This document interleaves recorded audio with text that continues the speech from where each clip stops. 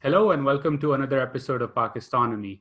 We typically cover economic issues and opportunities with a narrow focus on Pakistan, but at times it is important to also have a perspective on what is going around in the world. Recently, I read a fascinating book called Rethinking Humanity, published by the think tank RethinkX.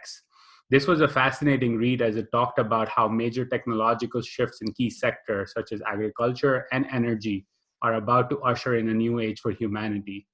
These profound changes are already changing our world, and to talk about what they mean for us, including emerging markets like Pakistan, I have with me Jamie Arbib. Jamie is the co author of the book and co founder of RethinkX. Jamie, welcome to Pakistonomy. Thank you very much, Uzair. It's good to be on. So, in your book, you mentioned, which was by the way a fascinating read, and anyone listening should go and download the PDF from the Rethink website. I'll link to it in the description. But you mentioned that humanity is at a crossroads, and it's not because of reasons most people would think about in terms of all the chaos that's ensuing around us. You're talking about looking at historical analogies, technological shifts that are occurring and already are around the corner, and how we're basically going through a revolution that is more profound and is going to be more profound than the Industrial Revolution. And what you argue in the book is that this is a third age for humankind, what you call the age of freedom, where poverty, inequality, resource conflict will be potentially eradicated, or in fact, it could be the beginning of civilization's collapse. So tell us a bit more about what you are arguing in the book and what changes are around the corner. Certainly, yes. So I'm Tony Sieber, my co-author, and I. We've been writing about technology disruptions for a number of years, and what we see coming up is just an extraordinary extraordinary improvements in our capabilities, in our technological capabilities, and when we look at the transportation sector, we look at the information sector, we look at the food and materials sector, we look at the energy sector.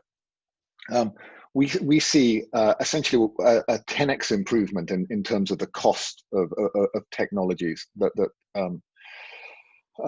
will develop over the next 10 years, the next decade or so. And we think that each of those sectors will be disrupted over the course of the 2020s. And that'll lead to disruption of every other sector of the economy. So, the way the foundations of the physical world are matter, energy, and information. And so we start with those sectors that most directly manipulate matter and energy, information. That's what technology does. And historically, when we look back over previous civilizations, a 10x disruption in terms of one of those foundational sectors has always led to a step change improvement in societal capabilities. And so, we think the same processes at work now, that we're going to see extraordinary disruptions over the next 10 or 15 years. And that will fundamentally change the basis of society. So, one of the things that I found fascinating was the SCurve, right? That you have this step change that occurs where you reach a rupture point and technology almost becomes really cheap, really feasible. And that basically leads to a spike that is exponential in nature. And most people think in terms of linear progress, right? And the SCurve is exactly arguing that that's not true when these transformative changes take hold. Explain to us what the SCurve concept is, and the fact that what I found interesting was that it's not a given that at that rupture point that you go up, right? You can also go down from that. And so how does that play a role in your thinking about what's around the corner? Yeah, so disruption is really poorly understood. I mean, what tends to happen when people are forecasting the future is they kind of look backwards to start. They pick a point in the past and they'll draw a straight line to today and then kind of extrapolate it forward into the future. And that's fine in most points in time, because the way change happens in society, in any sector of the economy, or in terms of civilizations themselves, or indeed any complex system, is that you get long periods of incremental change or stasis, where things remain in equilibrium. I mean, think of the transport system or the energy system. They've been essentially the same for the last 100 or so years. Sure, that technology has improved and expanded in its reach, but the system is essentially the same. So you get these long periods of incremental change, and so that kind of linear extrapolation is okay. It's kind of not a bad approximation for the future.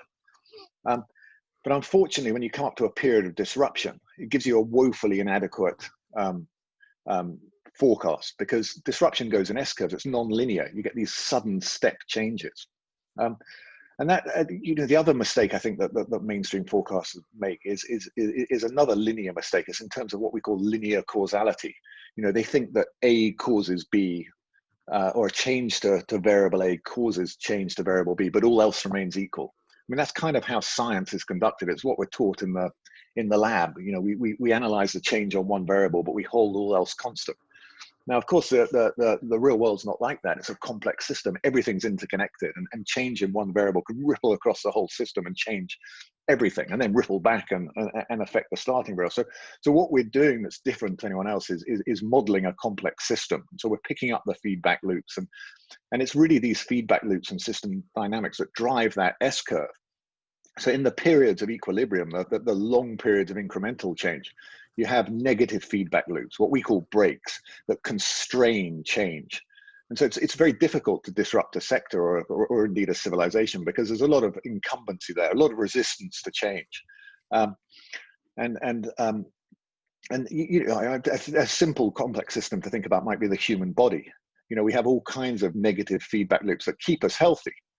So, if we get too hot, we start to sweat, for instance, and so on. Or if we get infected by a virus, our antibodies fight back against that virus. And they're negative feedback loops that sort of act to keep us healthy, keep us in that healthy state. But occasionally, when you get to a point in time, those feedback loops those negative feedback loops can cease to act and get overpowered by positive feedback loops that accelerate change. So we call those accelerators. And those feedback loops can drive very rapid change. So you see, and those accelerators affect both the existing, the incumbent industry, and the new and emerging industry. So for the incumbent industry, you can see, decreasing economies of scale. You can see increasing cost. You can see decreasing investment. You can see regulatory support begin to kind of fall away as the industry begins to crumble. So it's a sort of vicious cycle that leads to the breakdown or collapse of that industry. Whereas you get a virtuous cycle for the new. You get as you sell more, you get increasing demand, increasing economies of scale, lower costs, and so more adoption. And it's a sort of virtuous cycle of improvement, and that's what drives the S-curve. And so it happens very quickly. And if you think of we look at solar, for instance, a really interesting example. So solar, in terms of adoption in the US, has been increasing at about 40% per year, every year since the mid-1990s. That's a long period of time, but it started from a very low base. And it was only 2 or 3 years ago that it got to about 1% of the market. But a 40% increase every year is a doubling every 2 years. Okay, and once you get to 1%, it's only 7 more doublings until you get to 100%. So it's sort of hidden from view for a long period of time. People don't really notice it. And when you look at a graph, it kind of looks flat and straight at the bottom because it's at very low numbers. But suddenly, as you get to sort of 1 or 2%, it just seems to explode. It comes from nowhere and it catches people by surprise time and time again. And that's really the S-curve. So you accelerate up that curve exponentially. And then as you begin to reach market saturation, it kind of new demand levels off and you've completely displaced the old system. So it kind of happens very slowly at first and then just seems to explode. But it's entirely predictable if you understand what you're looking for. And I think a lot of people probably now in these days, given coronavirus and the pandemic, are getting familiar with the S-curve, right? That doubling from 1% all of a sudden, the spikes that we've seen all over the world, particularly here where I am in the US. But I think that's, for me, the example that stood out in the book was around solar was really fascinating, right? And I want you to share a bit more about the fact that, what kind of changes are we expected to see, given that, as you mentioned in the book, that we're at a point where the cost of going off grid, like producing electricity from solar, is lower than the transmission cost itself of electricity, right? So we're looking at this world where going off the grid and these expensive utilities is not going to be feasible anymore, simply because it's just much cheaper to go off grid and put rooftop solar or wind energy or what have you in a community level without relying on the massive grid that the world has developed over the past few years. Yeah, that's right. So the electric power sector is really interesting, and it's one my partner Tony Sieber's been writing about for a long time now. And yeah, so the cost of solar has been dropping exponentially, and that's really the key driver. And solar is now getting so cheap that certainly at grid scale, it's the cheapest form of energy generation now. And so we're seeing a major disruption. So we're seeing renewables account for over 50% of the new build market. And in fact, forecasts in terms of plans in the US over the next 5 or so years expect renewables to be over 90% of that market. So that's a market that's kind of disrupted already. But the issue is, power plants last a very long time. So even if you're only displacing the new build power market, it takes a long time for a disruption to happen. And so that's kind of the first stage of the disruption. The next stage is in terms of what's called peaking. So in the energy market, you have some energy that's kind of kept on tap for when there's high demand. So you don't keep it on all the time, but when there's high demand, you turn it on. And that power tends to be very high cost. It's expensive energy. So you get a big spike in price at those times. And batteries are now beginning to replace that, because batteries are instantly available. You can charge them up when the power cost is very low and release the power when it's cheap. So that market's being disrupted. And what we're seeing is as more and more solar gets built out, you get times of the day. Certainly we're seeing in Australia and Germany and those sorts of places that have a lot of solar in the market. There are times in the day where solar provides all the energy. So you're having to turn off, and because the marginal cost of solar is zero, once you've built the solar plant, there's no cost to it. And so what we're seeing is that essentially all gas and coal power plants are becoming what we call peakers. They're not running at full utilization like they were built to. They're being turned on and off, and so their economics begin to break down very, very quickly. And so that peaking market's been turned on its head. And then, finally, the next stage of disruptions, when you begin to replace the existing fossil fuel power stations, and we're getting to that in certain parts of the world. And I think that's what you're talking about, where the cost of solar plus batteries or solar plus wind plus batteries is now so cheap in parts of the world that it's becoming cheaper than just the cost of transmission and distribution. So even if the cost of the energy you produce was free, if you could produce coal-fired energy or gas-fired energy for free, it's going to be cheaper. The cost of transmission is more than the cost of solar and batteries in an off-grid situation. So we're seeing in certain parts of the world, industrial units drop off grid and begin to produce their own power. And soon, residential solar will be so cheap that people will drop off grid. And that sparks one of those really interesting vicious circles. Because the cost of running a grid is a fixed cost, and so it's spread over all the users. And as the number of users diminishes as people drop off grid, then that cost gets spread over less and less people. So that pushes up the cost of transmission and distribution, or the cost of energy, causing more people to drop off grid. And that's one of these sort of death spirals or vicious cycles that we talk about. And that's beginning to kick off in certain parts of the world. And that's why it can happen very quickly. So not only does the cost of solar come down very quickly, but the cost of fossil fuel, centralized fossil fuel generation, begins to rise very quickly as well. So again, I think one of the things that struck to me when I read the book was, again, that connection between across sectors, right? And this confluence of events that is happening. You mentioned batteries and the cost of batteries, and the fact that smartphones played a big role in terms of lithium-ion batteries and making them more and more competitive as smartphones became more pervasive around the world. And then, of course, with electric vehicles and Tesla making big investments in battery technology, that was the next step up. And now we're at this place where, that's impacting the entire energy sector as a whole. And so, from this perspective, what I'm gathering is that there are things that are happening in the energy sector, right, that also then are being enabled by the material sciences and advances being made in material sciences that are also changing things. And then fundamentally, I want to get to also agriculture, where you have precision fermentation. So I want you to explain a bit about what's going on in that field and how the cost of protein generation and precision fermentation has declined rapidly over the last few years. And in fact, now things like the things we're seeing in supermarkets with Impossible Burgers, etc., are just only the beginning of what's around the corner in terms of how we actually grow and consume our food across the world. Yeah. So I mean, what's happening in the food space is really interesting. Again, it's kind of largely hidden from view. But there's a technology that we describe as precision fermentation, which is really a combination of biotechnologies, you know, the ability to manipulate biology with the age-old process of fermentation. So what we can do now is kind of hack microbes so that they produce pretty much any complex organic molecule we want them to. I mean, proteins specifically, but also fats and other molecules. And so you can design now microbes that will essentially ferment you whatever output you want. So the very first protein that was produced in this way was human insulin.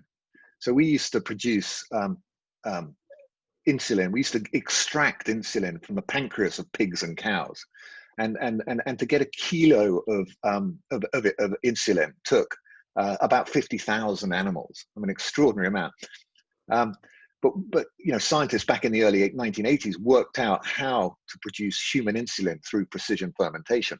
And of course, that's a better product. It is actually human insulin, so it's much better tolerated and so on. So more effective product. But back then, it was about $1 billion per kilogram. I mean, fortunately, we only needed tiny amounts, but hugely expensive. But that's been going down this extraordinary cost curve over the last few decades. So by the year 2000, it was down to about $1 million per kilo, and today we see it below $100 per kilo. And so it's beginning to become, it's beginning to become competitive in other markets. So we're seeing it come into the cosmetics market. People are producing human collagen, for instance, in certain products, and we see it in certain parts of the food market and the materials market already. We think by about 2024, 2025, it'll be below $10 per kilogram, where it becomes competitive with animal-derived products like meats and other forms of products. So it sort of seems hidden from sight in some ways, but you can see it like a kind of runaway train just hurtling down this cost curve. We're just feeling the vibrations right now, right, of that change. We are. So we're seeing, I mean, the Impossible Burger you mentioned is a really kind of great example of this. So at the moment, Impossible Burgers, if people don't know what that is, it's essentially a replica. It's an animal-free replica burger, you know, made largely from plant products, but they have one element of it is produced by precision fermentation. It's a product called heme, which essentially replicates the meaty taste and texture, and so this burger is almost indistinguishable from you know, from a cow burger, from an animal burger. It tastes very similar, looks very similar. But over time, as the costs come down, you know, the other products that they produce or extract are going to be replaced. So they use pea protein, for instance, and fairly soon they begin to you know, ferment actually animal proteins that they'll replace in that burger, or any other type of protein that they want, and they replace the fats that they get from coconut oil and so on. So it's currently it's about 2% that burger made from precision fermentation.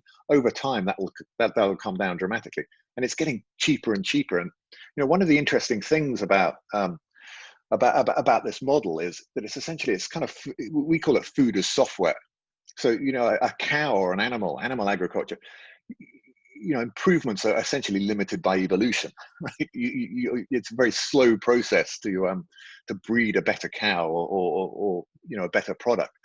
You know, this is a sort of software dynamics where you know, essentially, you know, huge processing power is put to work to improve the products, to match the different molecules and design the different molecules and sort of reassemble them. And so, you know, the Impossible Burger in the market is sort of V1 or V2. And by the time we get to V20, I mean, these things will be dramatically cheaper and better on every other parameter, for your health, for the environment, for animal welfare, for all kinds of things. I mean, they'll and so we're at a kind of really exciting time where you know, you dig into the numbers and look, you can see this disruption happening. There's almost no base to how cheap this can get. I mean, essentially the only inputs you need are you know, sugar and water, and of course the microbes. But you know, designing a microbe now is so cheap. You're getting school children doing it in science projects. You can design your own protein essentially for very, very low cost. So again, I think so. That's the food segment, and what I'm trying to get us towards the fact, which is one of the most phenomenal parts of the book that I found, was that what we've seen over the last few centuries, essentially, in terms of the Industrial Revolution, even before that, is what you call the age of extraction, right? Whether it is extracting insulin from animals, as you described, or extracting coal and then making power out of this, or what have you, right?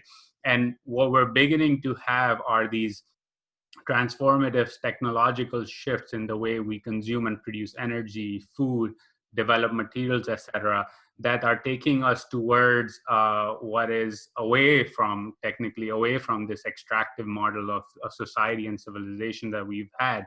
And I want to spend a bit of time on why is it that technological breakthroughs, the type of what we've been discussing, are beginning to move us away from this extraction model into something that is going to be hopefully a model of more abundance, a model of more creativity, and a model of more freedom. Yeah. So, I mean, the extraction model, has existed really since the dawn of civilization. Since we domesticated plants and animals, that's essentially how our means of production, our system of productions operated. We've harnessed plants, animals, materials, actually people as well, within the means of, and we've extracted and exploited them. So we've essentially we dig them up, or we grow them, we break them down and process them into the things we need. And it's a hugely kind of wasteful and inefficient process, and it's based on scarce resources. So there's a scarcity to all those resources. So you get locked in what we call a growth imperative. I mean, it's a zero-sum competitive game where either you exploit or you get exploited. If you don't progress and grow, someone else does, and they take you over and expand. And that's been the pattern of human history. Those civilizations that have best enabled progress, growth, are those that have succeeded, and those that haven't have been taken over and forgotten about. We don't know much about them any day, and it's been so that's kind of the key driver through human history at some level, that we've had to create these technologies to grow. But it's not just about technologies. Technologies are necessary but not sufficient. It's also about our organizational capabilities. And so you need to organize your society as well. You need the social, economic, political systems, incentives, and so on that kind of motivate people's actions. So, in the early cities, you needed. I mean, one of the big breakthroughs was the Sumerian Empire, and that was based largely not just on the domestication at the technology level of animals as well as plants, but also irrigation. But at organizational level, they developed writing, for instance. They developed kind of measures and weights and standardize all kinds of things, which allowed them to govern a bigger area and influence a bigger area. And that was a major break. Then we've seen those kind of step changes go through time. So it's really the combination of what we call the organizing system and technology that dictates any society's capabilities. And those two things kind of co-evolve with each other. And so we're at a point in time now where our industrial age system, which kind of grew up in Europe, 500 years or 500 years ago, through a period of time, that the start, we think of the start of the Industrial Revolution as or the first technological wave as an information wave. The printed book, we think, kickstarted that, and that had huge impact on all kinds of things. It accelerated the Reformation, and the Renaissance and so on, and we saw, it sort of underpinned the scientific revolution, allowed people to record and share ideas and so on, which then led to the next wave of industrialization, which was steam, which is traditionally seen as the first wave, and so on. So you get this co-evolution of your technologies and your organizational capabilities, your social structures, your political and economic systems. And we still have that system today. So we still have, democracy and the nation state and free market capitalism and the sort of social contract that we have now, where you exchange your labor for capital.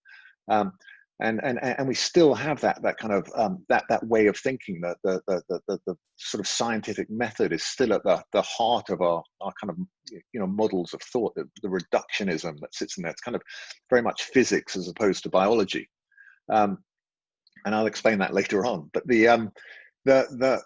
so we're at a point in time where we've got this industrial age system. It's optimized for those industrial technologies, which are all about scale and reach and extraction. So you need, they lead to a centralization. There are huge economies of scale in that kind of system, and that drives a kind of centralization. There are a few kind of big winners in this system, and so that's kind of where we're at today. That's our energy system, our transportation system, our food system, our information system, the industrial age information system. We think of newspapers, TV, radio, those sorts of things. Very few distribution channels, high cost, high barriers to entry. Very centralized, easy to control through centralized governance structures that mirrored that system of production, and were mirrored in the nation state and so on and so forth.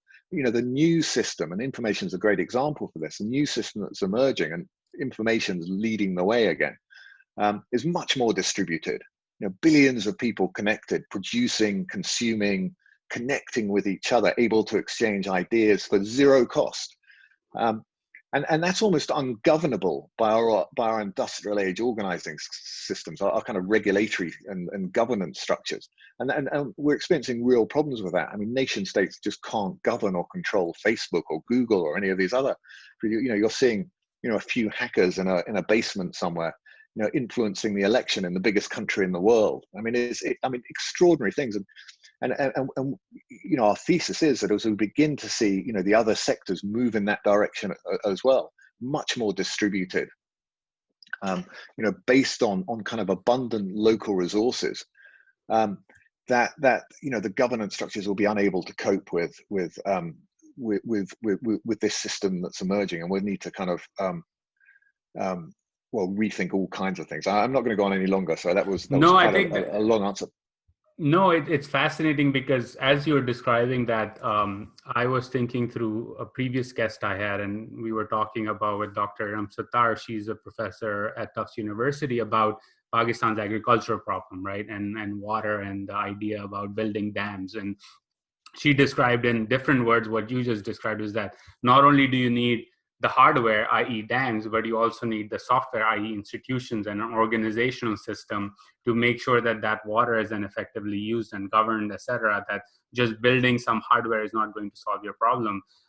And as I read the book and thought about what you were describing there, is that information flow coming from the book and then steam engine, etc., overthrew the age of empires, essentially, right, eventually. And it overthrew the centralized role of the church, for example, in Europe. And it created a new secular society that is democratic, and that is now under strain because of the changes we're seeing.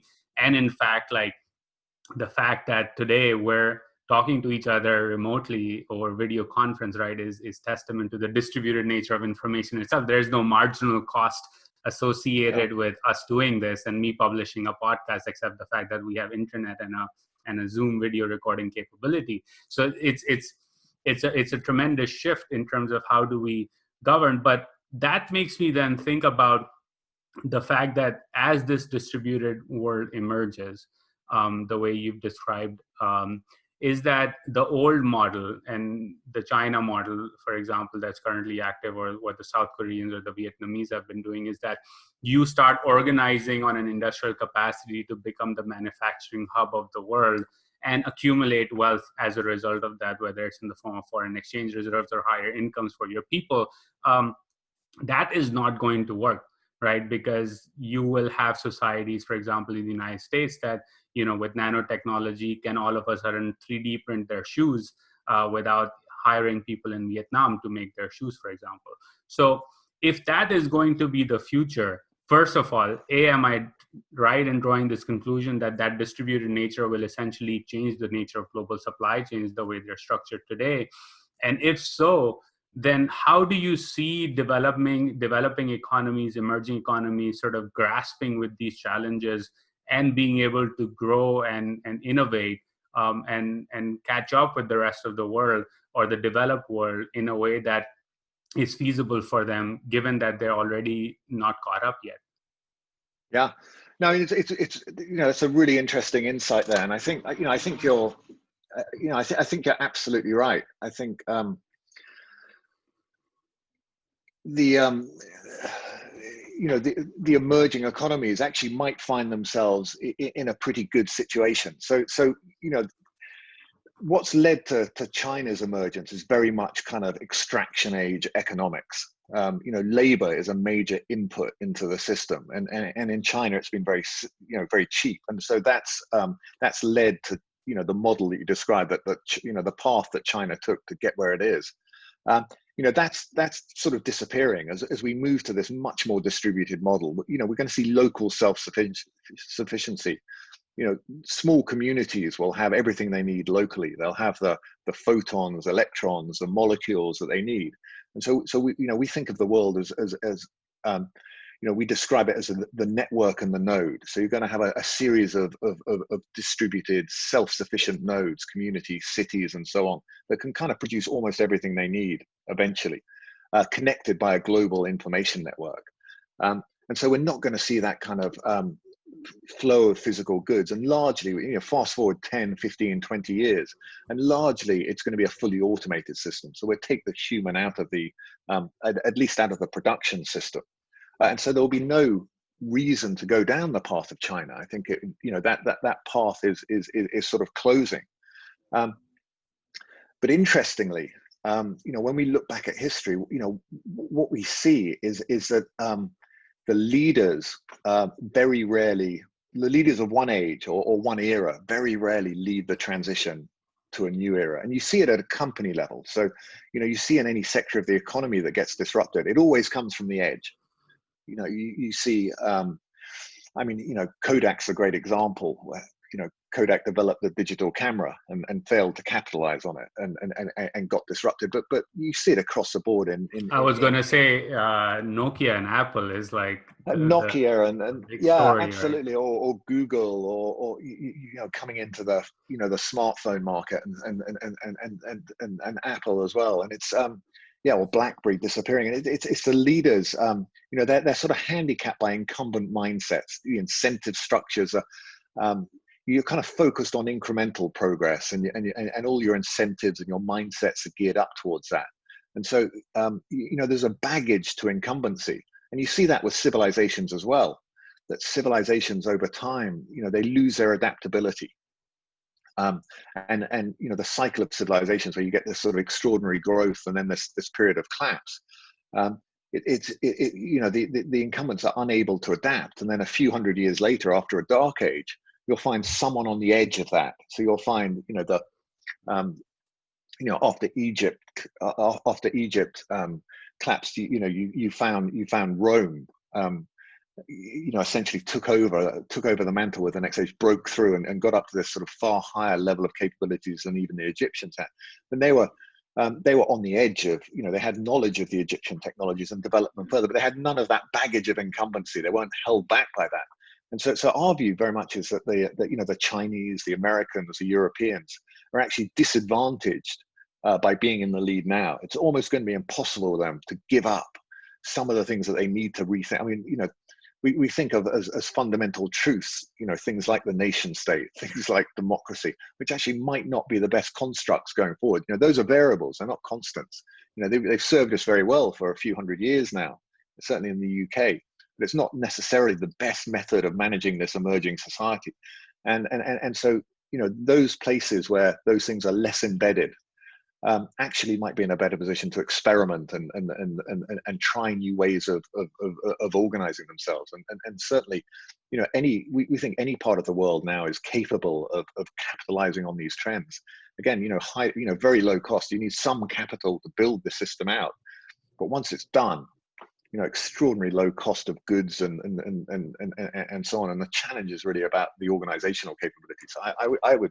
I would put money on the those parts of the world that aren't quite so advanced right now being in a better position to succeed here. And as you were describing sort of, the incumbents, I was thinking of, the dawn of the industrial age in Great Britain and the East India Yeah, Company. And if you were to put money on, if you were able to go back in time and sitting at the height of the Mughal Empire and say that a bunch of traders from the East India Company would basically overtake and overrule almost the entire Indian subcontinent in a matter of years, people would have said that's not possible, because just look at the size comparison and look at the wealth, etc. But that seismic shift occurred, and all of a sudden we found that trading companies and small nation states like Great Britain and Netherlands basically overtook the entire world, again in that extraction age model. And yeah, so you have a similar shift occurring in the US right now, for example, where there are people talking about a Green New Deal and trying to get investment into these new technologies to get that capital directed towards the future. But the current system and the incumbents and the dominant powers are fighting and resisting that, because the status quo will change, and the dominant players will stand to lose if the status quo were to change today. So I think that's something hopeful, right, for these countries like Pakistan, like Bangladesh, like India, that are still grappling with how to move forward in the 21st century, that in fact they can and they have the opportunity to catch up and actually leapfrog everyone else in the process. Um, yeah, but from my perspective, the thing that strikes me is that's the age of freedom that we're going towards with technology, right? But technology also has the downside, and the information networks that you say that will underlie this new system actually are currently monopolies or monopolistic in nature. Facebook with Google and the dominant power they have, for example, or even Amazon and the power it has accumulated in the modern consumption economy. Um, do you see that dominance as a good thing or a bad thing, and would, if this dominance were to continue, do you see a future where actually the benefits that might accrue from this sort of technological shift may actually accrue to a very thin slice of the world's population, and actually we may end up, instead of going into a utopia and an age of freedom, we might actually reverse back into a dystopia where power is in the hands of a very few elites? yeah. No, I think you're absolutely right. I think one of the interesting things. I mean, we see, we talk about seeing humanity at a crossroads, and by that we mean, we have a choice. We don't think the current system can continue indefinitely. So we think we'll see over the next decade or two either a collapse in global civilization, or this breakthrough pathway where we manage to harness these new technologies and take that kind of path of exponential growth, to an extraordinary civilization. But that civilization could come in a number of different flavors. It could be a benevolent situation where the benefits are widely shared, and it kind of depends on the choices we take. But it could be hugely dystopian, because just as the extraction age technologies were economically at least defined by kind of economies of scale, and you had a kind of a number of winners. In this emerging age, they're defined by network effects, and network effects are much more powerful in many ways than economies of scale. You get one winner generally in a network. And I think if we stay in our current model of ownership, for instance, then it's a disaster. Whoever owns the network, or the key platforms built on that network, are going to own the world essentially. And it'll be hugely dystopian. And we're seeing, as Google and Facebook and Amazon grow, amassing huge wealth and huge power. So that's what we say when we say that some of our organizing structures or our organizing system need to change. I mean, ownership is one of the key elements of that. The rules around that, and we'd expect, if we succeed and get to a sort of benevolent one, it'll be one based on the sort of communal ownership of the network. And it would look very different. I don't, it sounds like communism. It's not necessarily I like was that at going to all. say that, are you talking about communism here? But I think you're referring to a new system emerging, Yeah, right?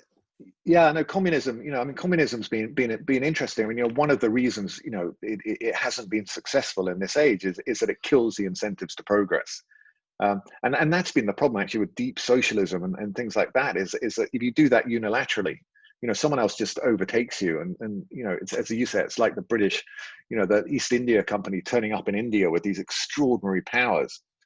People just race ahead, and I think we will, that's kind of what we expect to see with this. That someone's going to get the right combination of organizing structures and and technology, and they'll just race ahead. And it's not necessarily going to be a physical conquest this time. It might be virtual. It'll just be a kind of remote takeover, just like the Spanish conquistadors, arriving in South America, or the Romans arriving on the doors of the shores of Great Britain. It'll be the same kind of, effect where you just don't see it coming, and then suddenly, they break through, and it will happen in a very short period of time.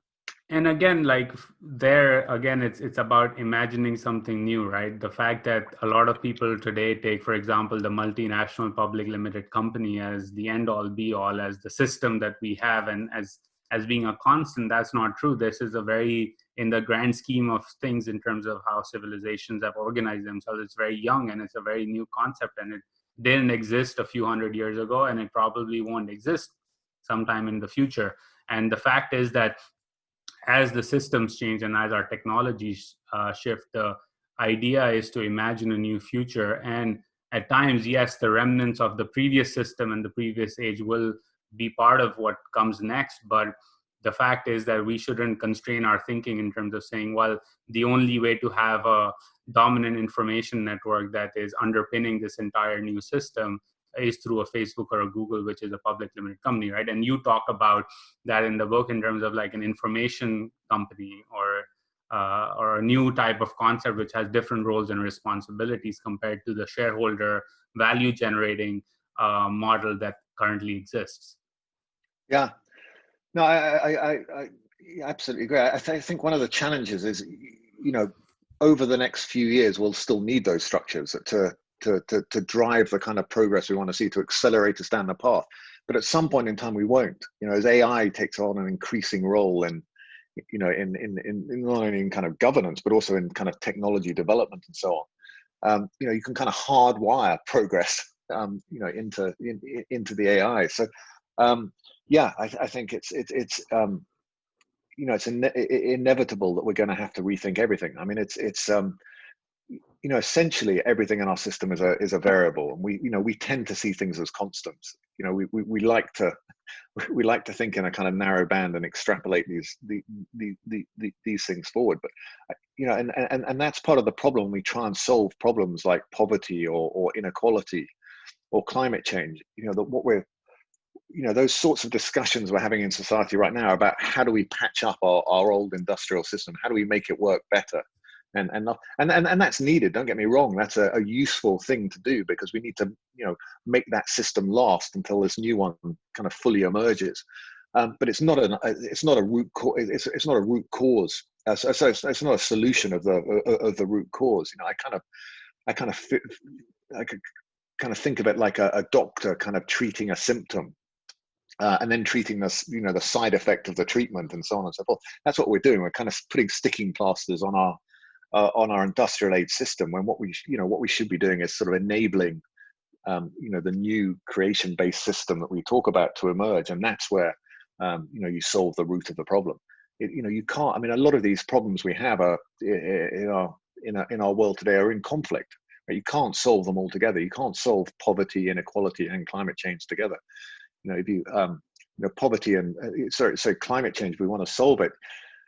We can't do it by giving up consumption or whatever without affecting poverty and so on. So there's a sort of an inherent conflict between the various problems we face. In fact, right, like the end of poverty, or again going back to China, for example, or India for that matter, as it continues to have a burgeoning middle class, right, there's a dissonance between poverty and climate change, because as that middle class grows, it's going to consume more and produce more CO2 emissions, which actually fundamentally damages the environment more and more. And as they consume more meat, as they do certain other things, that we can't expect to have a growing middle class while at the same time expect that the climate change goals that we have will be met, at least in the near future, given the current state of the system.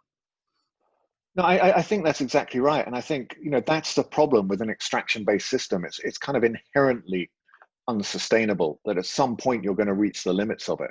And we're seeing that with climate change. It just, we cannot grow very much more. We're already kind of beyond the limits in terms of our greenhouse gas emissions, in terms of our kind of effect on the soils and the oceans and the forests and so on and so forth. And so we're gonna run into a wall at some point, and we can't solve it within this system. But what's interesting about the new technologies that are emerging in the big emitting sectors, transportation, energy, and food, have the biggest impact on greenhouse gas emissions, is that the new technologies are all essentially decarbonized. So you're decoupling kind of progress and growth, from an environmental impact. And that's really exciting. So we often perceive kind of energy use or transportation or food as a sort of bad thing, that it's overconsumption is a bad thing. It's not. It's the greenhouse gas emissions or the deforestation or whatever that comes with them that's bad. These new technologies, you can use essentially as much energy as you want, or as much transportation or eat as much food as you want, without really having an impact on the environment. So you kind of decoupled climate change and environmental impact from growth and progress, and you can only do that with this new system of production. You can't do it inside the old model. Yep. And so I want to switch gears a bit, and I have a point of view in terms of how countries like Pakistan or India or Bangladesh, and particularly in the South Asian context, can use or leverage these emerging technologies to basically catalyze growth and leapfrog. But I first want to get your perspective in terms of, if you were advising, let's say, the Prime Minister of Pakistan or the Prime Minister of India or Bangladesh, like, what would be your perspective and your advice to them in terms of how do they structure or set the foundation of their economies, of their countries, in a way that what comes in the next 10 years or so with these transformative changes is actually enabling a leapfrog effect for these societies? Yeah. So I mean, number one, I'd focus on the information networks. So make sure that you have, in whatever form you go for, whether it's satellite or fixed line broadband, fiber or whatever it might be, but ensure that you invest heavily in the information networks. That's at the core of all of these disruptions. And then roll out as much as you can, the energy system, the renewable distributed energy system. Make sure you're planning for the future, because it might be a good thing now to build a kind of grid scale solar plant, but it needs to be compatible with a much more distributed future when we see a distributed, or else it'll just be stranded as along with the coal-fired power station that it replaces. And whatever you do, don't invest in the old stuff. I mean, there's no excuse at the moment for investing in a coal-fired power plant, for instance. I mean, it's more expensive. There's less energy security. You still got to get a supply of coal and so on and so forth. And so this new system is not only more secure, but it's more resilient as well. So in information and energy, I think, are absolutely critical. Transportation, the food system, we've got a bit of time, but certainly don't make big investments in the old system. I mean, repair and run down the old stuff, keep it functioning while the new stuff comes through. But all infrastructure investment should be focused on the new stuff, and there's a real opportunity to kind of accelerate the adoption of that. And once you've got those building blocks in place, everything else will follow. Healthcare will be largely disrupted by these new information capabilities, the sensors and all the other things we're developing. As we move much more from a kind of treatment-based paradigm to a prevention-based paradigm, we're able to constantly monitor population. So that's my starting advice is certainly, concentrate on building out the new. Don't invest in the old. And then the other thing is just, I mean, I don't know how this functions in Pakistan, but the power of the incumbency is something that needs to be overcome as well. I think for me, that's one of the big worries is the pushback that you get from incumbents as they begin to break down, the lobbying and the sort of influence and whatever else that comes from those. And that can have an effect on slowing down the market. It can put up sort of regulatory hurdles in front of in front of the new technologies. It can put up all kinds of barriers along the way if it's allowed to. And I think that's going to be a real challenge to kind of remove the claws of the incumbents from. Yeah, I'll society. start with the incumbency. I think that particularly in Pakistan, less so in India, and Bangladesh. But I'll speak to Pakistan. It is a rent-seeking and extractive model, right, which has been economically captured by incumbents. So, for example, Pakistan grows a lot of sugarcane, even though it is actually not feasible for it to grow sugarcane, just because of a dominant political business nexus that has incentivized the growth of sugarcane. And it's been very, very hard to break through that dominant incumbency, and that cuts across sectors. But another thing that the Pakistanis did over the last few years when there were significant electricity shortages was that they invested heavily in coal power because they were financed by the Chinese. And again, you have these 30-year life cycle power plants that are being set up to run on coal power, for example. And people like myself and others have argued that that was a really foolish decision to invest money at that point in time into coal power, because you could have invested that money in other places. But again, in terms of information networks, right?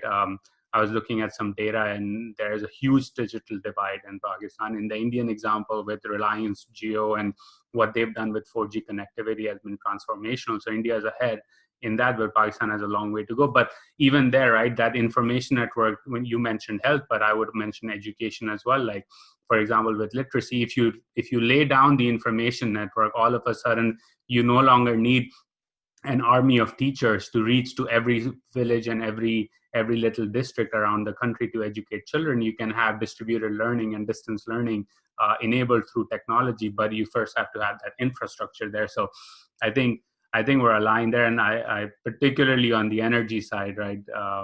There's reports that Pakistan needs billions of dollars of investment in upgrading its transmission system. And what I'm hearing from you is that instead of sinking that money in upgrading their transmission system, you may want to maintain it, but that investment is better utilized in distributed energy and battery storage technology, because that's what will give you the biggest bang for your buck. Yeah, certainly. Couldn't agree more. I mean, patch up the old system, keep it functioning whilst we still need it, but don't invest in new stuff. I mean, it's mad. I mean, the problem is, you do have all these perverse incentives and regulatory capture and all kinds of things happening that put up barriers and create problems. So you can't always take entirely rational decisions. But yeah, I think you absolutely. It's crazy to invest in a lot of these things. I mean, we've seen that the UK government sign up to nuclear power contracts, offtake agreements for 20, 25 years, which is nonsense. The power that's going to be far too expensive going forward, and building a high-speed rail line that's not going to be ready for 10 or 15 years. The cost of £1 billion, £100 billion, I think it is, and it'll be obsolete by the time it's built. I mean, there's all kinds of ludicrous stuff going on. And we could waste an awful lot of money, and I think those countries that spend much more wisely will do well. And as you say, I entirely agree. Information's at the heart of everything. Not just education, but health and pretty much every part of society. No, this has been a fascinating discussion. And before we close out, I'm mindful of our time as well. But I asked my guests to at times recommend 2 to 3 books. Your book is going to be in the description, and it's highly recommended. I still have to read the agriculture and the transportation reports, the deep dives. It's on my to-do list.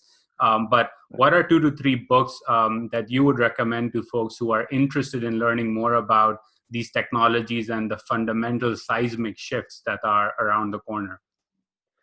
So I recommend a book by Ian Morris, who's a historian, on it's called Why the West Rules for Now, and it's fascinating. It's a sort of extraordinary journey through sort of, I don't know, even 100,000 years of human history, and it's fascinating. And then, I mean, one of my absolute favorite books of all time is Jared Diamond's Guns, Germs, and Steel. That's again that's an excellent book. A kind of big history, but it's I love that that way of thinking, and yeah, so definitely those 2 are top of my list, certainly in terms of understanding, where we are today and how we got here.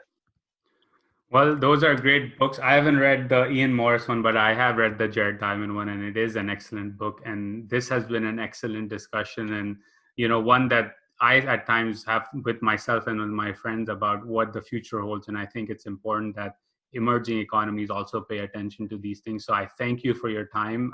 It was an excellent book, and I think the deep dives will be even more excellent. So thank you for the forward-looking thinking, and hope to be in touch, and have a great rest of the day. Great. Thank you, Uzair. It's been great talking to you. Thank you for tuning in, everyone.